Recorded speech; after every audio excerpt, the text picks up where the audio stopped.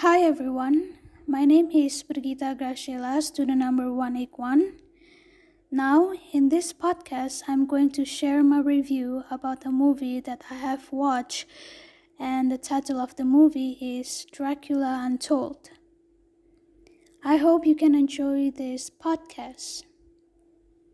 So, Dracula Untold is a dark fantasy tragedy film directed by Gary Shore. The screenwriters of this film are Matt Sazama and Burke Sharpless. In keeping with the 1897 novel by Irish novelist Bram Stoker Dracula, the film is based on the original story of its main character, Count Dracula, on a reimagining of the story of Vlad Dracula. So, the title given to this film refers to the never-before-seen events about the Dark Prince Dracula. We know that Dracula in other films becomes an antagonist character where he is just a human blood-drinking monster. However, in this film directed by Gary Shore, Dracula is not only a blood-drinking monster but also an anti-hero. From this, we come to know that Dracula has another side besides being a blood-drinking monster, which fits the title of the film, Dracula Untold. The story begins with the narration of a child, Ingerus, the son of Vlad III, as known as Dracula.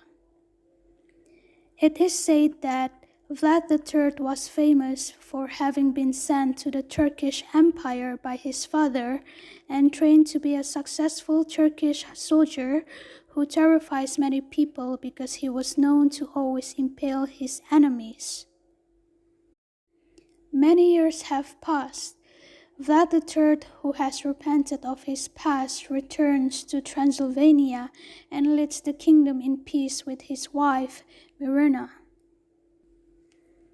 Things change when Sultan Mehmed asks him to send 1,000 Transylvanian children, including his son, to become Turkish soldiers.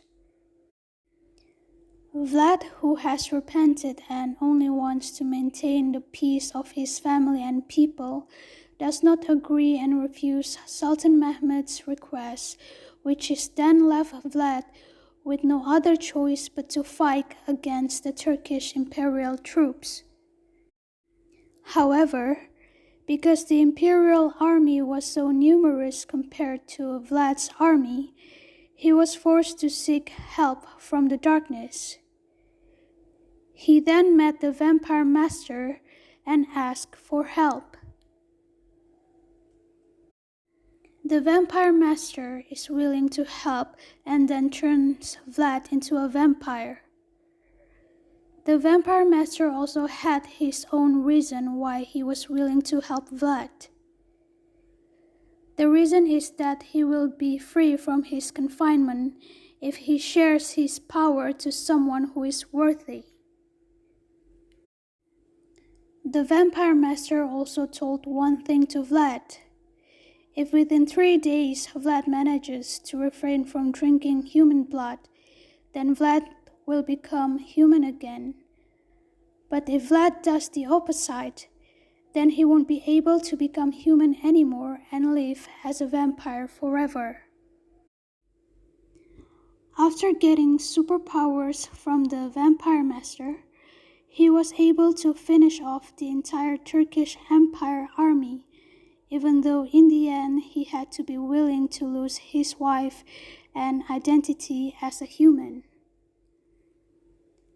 From that storyline, the anti-hero side of Dracula is created, which has never been told in other films. In order to achieve his goal of maintaining the peace of his family and people, Vlad is willing to do anything, including accepting the consequences of the decisions he made. The selection of Luke Evans as Dracula isn't really that bad. Evidently, this film can be quite pleasing to the eye because of Luke Evans' good acting. Even his chemistry with Sarah Garden as Myrna, Dracula's wife, is also quite romantic.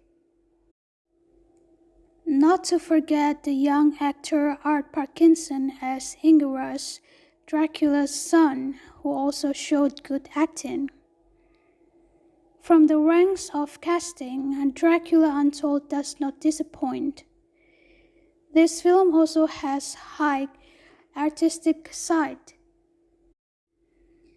Visual effects, sound effects, costume designs, and makeup fit perfectly with the film's genre. Camera movements in this film is also on the point. I think that's all for my podcast today. Thank you.